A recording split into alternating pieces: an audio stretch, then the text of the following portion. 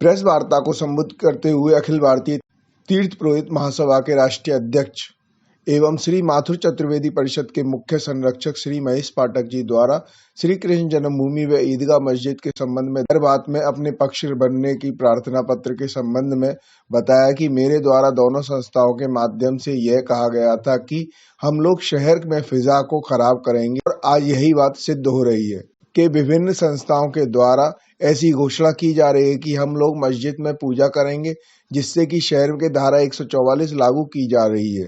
प्रशासन को पूरी मशक्कत करनी पड़ रही है। जब सब कुछ न्यायालय के द्वारा ही होना है तो इस प्रकार की घटना का क्या मतलब है? राम मंदिर का निर्माण उच्चतम न्यायालय के आदेश के बाद हुआ, तो अगर कोई विवाद यहाँ है तो वह न्यायालय के द्वारा तय होगा। कर रहा था कि ये सुनियोजित तरीके से इनका काम कोई लेना देना नहीं है मंदिर मस्जिद से।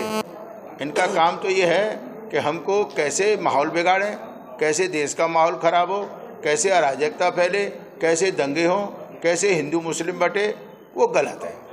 तो आपके माध्यम से हमने कहना चाहा कि भाई जो हमने प्रेडिक्ट किया वही हो रहा है। दूसरी बात थी हमारी कि जो हमारी अक्सर तीर्थ पुरोहितों की समस्या रहती है कि हमारे मंदिरों का अधिग्रहण करना, तो आज हम 2 साल से देवस्थान बोर्ड की लड़ाई लड़ रहे थे उत्तराखंड में। बड़ी खुशी की बात है, हम लोग वहाँ हरिद्वार भी थे, पूरे तीर्थ पुरोहित, हम केदारनाथ भी गए, बद्रीनाथ भी गए, गंगोत्री भी गए। आज खुशी की बात है कि वहाँ के मुख्यमंत्री ने उसको विड्रॉ किया। तो हम ये चाहते हैं कि अब वो विधानसभा बुलाएं और इसको विधानसभा में पास करा करके और इसको मुद्दे को ख़त्म करें, और उसके लिए उनको धन्यवाद कि उन्होंने इसको वापस लिया। तीसरा, यमुना शुद्धिकरण की बात है। आप लोगों के भी विचार आए कि भाई ऑर्डर तो सभी हाई कोर्ट से भी हैं, यहाँ के मंत्री भी कहते हैं कि जुलाई में नाले बंद हो जाएंगे, अगस्त में बंद हो जाएंगे, सितंबर में बंद हो जाएंगे। हम भी उससे एग्री करते हैं और हम यहाँ पर अपने परिषद के माध्यम से और तीर्थ पुरोहितों के माध्यम से ये कोशिश करेंगे कि हम शासन पे दबाव बनाएं और कोशिश करें कि सभी नाले टैप हों और यमुना जी में इनका आना बंद हो जाए।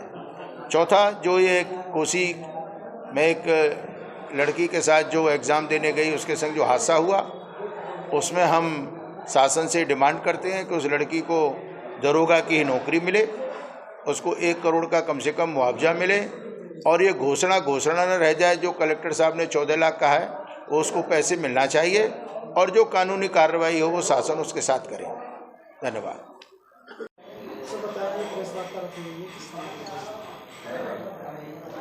आज की प्रेस वार्ता का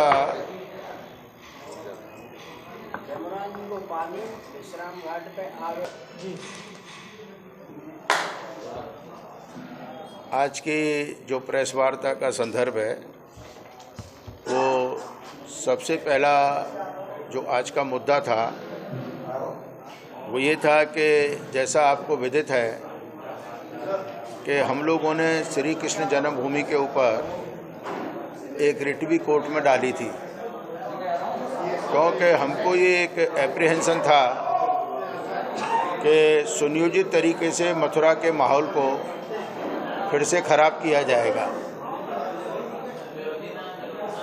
जब जन्मभूमि बनी तो पहले एक ट्रस्ट का निर्माण हुआ। ट्रस्ट में बड़े संभ्रांत व्यक्ति थे उसमें, और बाद में उस ट्रस्ट को इन्होंने एक संस्थान में बदल दिया। पहले भगवान में ही जितनी संपत्ति थी उसका स्वामित्व निहित था। अब जो प्राइवेट ट्रस्ट कर दिया तो उसमें मालिकाना हक ट्रस्टियों पे आ गया।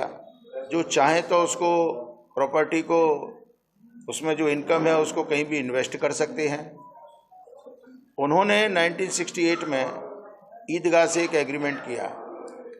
तो जब हमने ये बात कही तो हमसे सब लोगों ने पूछा कि पाठक जी आप ये क्यों कर रहे हैं, क्या आप मस्जिद के पक्ष में या मंदिर के विरोध में हैं? हमने कहा ऐसी बात नहीं है। हमारा मंशा ये है कि शहर के अंदर अमन चैन बना रहे, माहौल ख़राब न हो। अगर किसी को कोई शिकायत है तो वो कोर्ट जा सकता है, और अगर कोर्ट संज्ञान उसका लेकर के जो भी निर्णय देगी वो हम सबको मान्य होगा। तब लोगों का कहना ये था कि नहीं साहब, शहर का कोई माहौल ख़राब नहीं होगा। मैंने कहा ऐसा नहीं है, क्योंकि अगर 68 में कोई अंडरस्टैंडिंग बनी और उसके खिलाफ में कोई था तो आज तक क्यों नहीं गया? ये बताइए, राम जन्मभूमि बनने के बाद ही क्यों ये यहाँ पर आकर के इस माहौल को ख़राब करने की कोशिश कर रहे हैं? तो आज आपने देखा कि अभी तो धारा 144 लगी है और कहते हैं 8 सेक्टर में मथुरा बट गई, उसके बाद में और भी कार्रवाई होंगी, फिर कर्फ्यू लगेगा। तो मेरा आपके माध्यम से जनता से कहना ये है कि मथुरा में अमन शांति बनाने के लिए जनता की भी जिम्मेदारी है कि ऐसे कोई असामाजिक तत्व अगर हमारे माहौल को ख़राब करते हैं तो हम उसमें अपना भी संज्ञान लें, प्रशासन की भी हेल्प करें। प्रशासन तो अपना काम